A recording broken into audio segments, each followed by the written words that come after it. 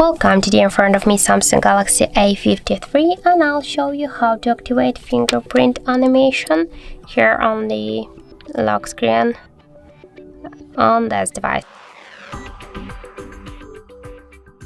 So as can you see, the fingerprint animation is turned on, and now I'll show you how to add here this animation. So first you should go into the settings.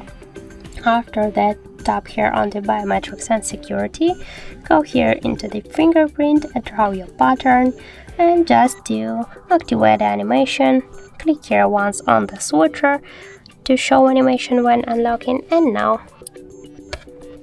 you can see that we just activated successfully animation when we're unlocking the device. So that's it. Thank you for watching, and if you find this video helpful, don't forget to leave a like, comment and to subscribe our channel.